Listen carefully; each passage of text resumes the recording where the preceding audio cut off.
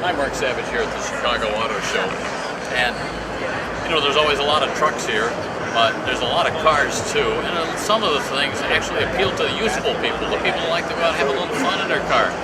This is the brand new 2016 Mazda Miata here. Always a fun car, the Miata. They've restyled it a little bit to look a little more modern and a little more sporty and to reflect today's styling trends. We're going to show you a couple other cars and some other things that we think are fun and that just make this a little more entertaining show than just to watch all the big trucks going up and down the smoke and mirrors and all the exciting things they got going on. Looking at the Kia booth right now, they got some exciting new things. It's all concepts this time, but hey, it's not going to be too long before some of these are making it into the showrooms. This was the Trackster, which was their sole concept car that they had a few years ago. You'll see not a lot of ground clearance here. You know, a sporty looking car. We've got the running lights down here that are pretty exciting looking, the mesh grille and so forth. Well, they're taking that to a whole new level this year with their concept that they're calling the Trailster. And another fun soul, you know what they're doing?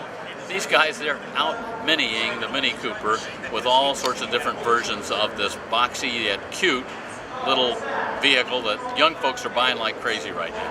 And they're aiming this for the little SUV off-road market. Look at the ground clearance on this thing. We got a whole lot more ground clearance on this than the Trackster had. And with the aluminum skid plates under here, something to divert some of the rocks and stones when you're going off trail. Again, we're skipping with the mesh grille. Pretty cool looking. They got some LED lights in here, a very cool lighting system. And again, the fancy running lights down here. Something we were just noticing up top here, some running lights up on the roof. So pretty cool there that way too. But again, what they're trying to do is get this for something to go off-road, so the guys that like to have these little cars in the city can take them out and have some fun in the country.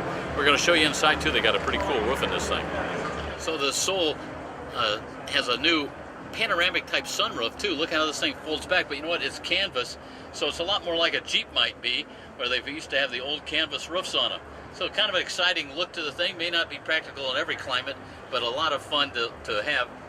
And the other thing I want to tell you about is the power system this has. What's cool here too is it's not just a gasoline powered engine. They've got a hybrid electric powered engine that also help you out. That powers the back wheels at 35 horsepower. Total about 220 horsepower in this. So I'm sure this is going to rock when they get it out on the road. Again, only a concept. My guess is we're going to see this in the next year or so. You know, sometimes the youth movement is just the looks, and this one's got it all. Check out the paint job on this. Got the big rocker panels, got the big wide tires. This is their R Turbo version. Get taken out and race this baby. Young guys know 3 letters matter a lot. One of them's X. I know what you think the other 2 are, but it's WRX. This is the Subaru. This is their fast car. This is their race car. This is the one they take out on the rally circuit, and has a 2-liter turbo in this thing, and it will rock and roll. Jeep's going after the younger buyers with what they call the Jeep Renegade. Brand new vehicle this year. Only starts at about $18,000, so that's a big benefit.